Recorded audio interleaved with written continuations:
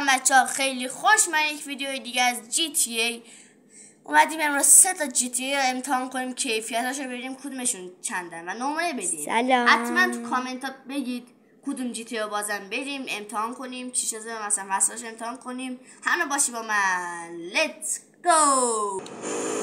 بچه‌ها اینم کیفیت GTA 3 و می‌بینید شاید بداجی. من نمره 4 از 10 بچه‌ها من نمره 5 از 10 میدم چون خیلی بده. قدیمیه دیگه.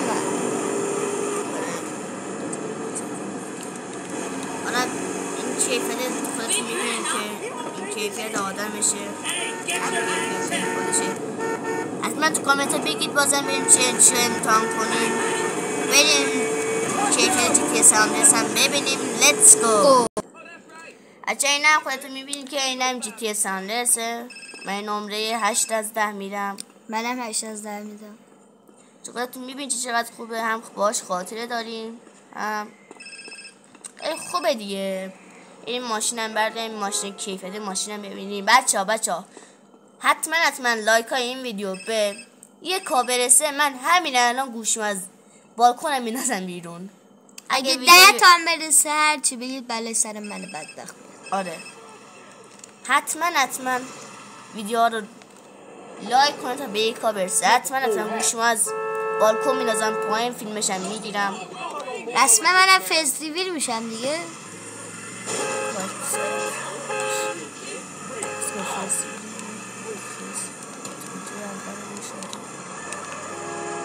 ببینیم چجوریه. به بچه‌ها اینم از اون ماشینایی که اینجوری میشه. جان ریلش میکنه بچه‌ها. CJ پنونواز باشه یعنی گاید. بچه‌ها ماشین رو ریلش میکنه ناموسن. بچه‌ها اینم کیفیت GTA سان اندرس بود و واسه ما شیک میکنه ماشین. اینم کیفیت GTA سان اندرس بود. بریم کیفیت GTA IV هم ببینیم. Let's go. بچه اینم کیفیت GTA IV هستش. خودتون در روایت تصویرتون میبینید چقدر خوبه. 10 از 10 میدم به نمرش. منم 10 از 10 میدم. 10 از 10 چون بهترین کیفیت داره. بعضی وقتا منطقش میره. آره بعضی وقتا یکم منطق نداره، برای همین